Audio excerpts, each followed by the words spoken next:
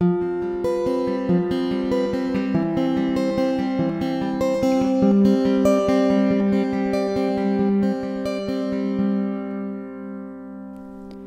a 4-hour drive from San Francisco, the Rockefeller Forest in Humboldt Redwoods State Park contains the largest swath of ancient coast redwoods in the world.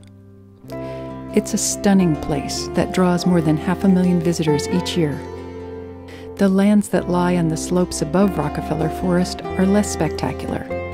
They weren't part of the state park until recently, but a waterway called Bull Creek connects them to the redwoods below, and as it turns out, all the land that Bull Creek and its tributaries flow through, the entire watershed, is vital to the health of the redwoods. That was a lesson learned the hard way through dramatic events in the 1950s and 60s. Since then, park staff have been figuring out how to heal this watershed to save the big trees. To report on their progress, we're headed up on Mattole Road to Devil's Elbow in the upper part of the Bull Creek watershed.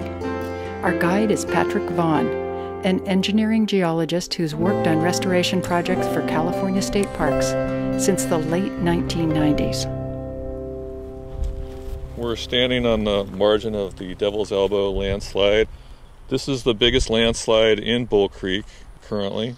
It's probably delivered several 100,000 to over 1 million yards of sediment to the South Fork of Cuneo Creek, which then went into the main stem of Cuneo Creek and down to Bull Creek and ultimately through the Rockefeller Forest. In the middle of the last century, these upland slopes were owned by logging companies. After World War II, they stripped hillsides bare with powerful machines, cutting down trees 3 times faster than ever before. In 1955, the local community paid the price. A flood filled with sediment and logging debris roared through the Bull Creek watershed, wiping out 2 little towns and toppling more than 500 gigantic trees in the Rockefeller Forest. People were horrified, but they dismissed the 1955 flood as a freak occurrence, and industrial logging continued until an even more devastating flood hit in 1964. And at that point, state parks realized we have to do something about the upper watershed to protect the old growth down in the lower forest. And as a result, Save the Redwoods League and state parks acquired all the land in the upper watershed, or at least 99% of it. So the upper part of Bull Creek watershed was now in Humboldt Redwoods State Park. When logging stopped, the land began to heal, but problems persisted. An average of more than 9 miles of roads snaked through each square mile of the newly acquired watershed. Some areas had as many as 20 miles of road per square mile. Those roads sometimes undermined steep slopes, making them vulnerable to storms and earthquakes. And sure enough, in 1992, there was a large earthquake here off to the west in Petrolia that created very large ground accelerations and contributed to the cracking of a lot of the ridge tops around here. And in 1997, we had another very large storm event. The forest was recovering, but the combination of that earthquake altering the hydrology, the storm contributing a lot of weight through water to these landslides that had already been somewhat initiated earlier, that combination contributed to another pulse of sediment in 1997. So Vaughn and his team decided to try to break the destructive cycle. Their plan involved different kinds of work at the top, in the middle, and at the bottom of the Bull Creek watershed.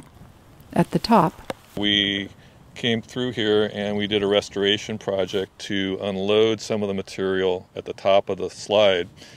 We completed this project just shortly before there was a large 25-year flood event in this watershed in 2012, and we think that we probably helped contribute to saving up to 50,000 yards of sediment from getting into the creek by moving about 10,000 yards of sediment out of this location. Heading downhill from Devil's Elbow, Vaughn shows us what looks like an ordinary pullout. But there used to be a logging road here.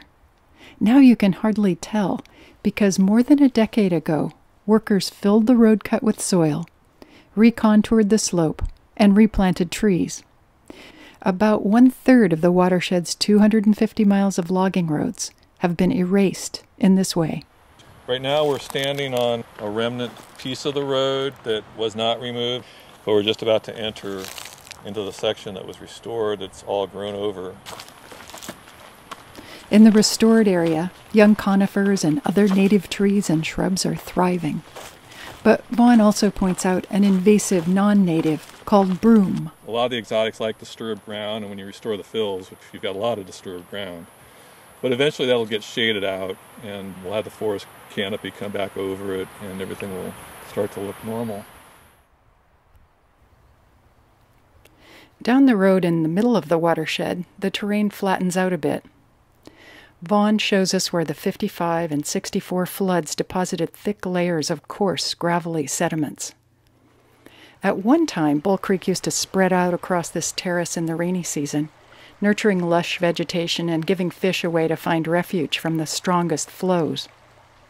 Now, with the wall of gravel built up from the floods, plants are sparse, and fish rarely escape the overheated main channel.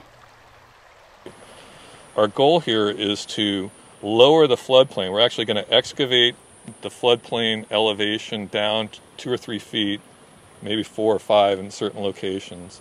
Put in logs to hold water, sort the materials to put in finer material for greater water holding capacity, and then we'll plant the site. And at that point, it's our goal that we get a lot more robust vegetation across the entire terrace rather than just right along the edge of the creek where we have it right now. There's work to be done downstream, too, right in the Rockefeller Forest. Vaughn leads us to the Big Trees Day Use area, where he points to a wall of mossy rocks piled up along the side of the creek. After the 64 floods, the goal of the park managers was to clean up the channel as much as possible, get all the sediment out, get all the wood out, rip-wrap the banks to protect the trees from anything falling in any further. And we still have all this riprap as a legacy of that period. The riprap straightened and simplified the creek and speeded up its flow. Using computer models, Vaughn and his team have analyzed where stabilized banks are helping the lower reaches of the watershed. He also found places where stabilization was doing more harm than good. We think that there are places where we can go back and we can armor the banks in different ways that are more fish-friendly. Fallen trees can nurture endangered coho salmon by providing them with deep pools for feeding and resting. They also divert Bull Creek's flow, sending fine, nutrient-laden silt into the forest. Vaughn points to a place in the Big Trees area where the wood has already started accumulating. That's the way it was when the park was originally purchased. There were natural wood jams in here. The scale of it got disrupted by the 55 and 64 floods. We're trying to get back to what was here before 55 and 64 in a way that doesn't create damage to the values that are here now. But we are promoting an ecosystem process which will include both sedimentation and erosion at natural levels, because that's how this forest grew here. At the end of our tour, Vaughn takes us to the grove's famous giant tree. As of 2009, it was said to be the 10th largest coast redwood in the world by total volume. It's a pleasant reminder of how good this valley was and still is at generating giants. But it takes a healthy watershed to maintain such trees. One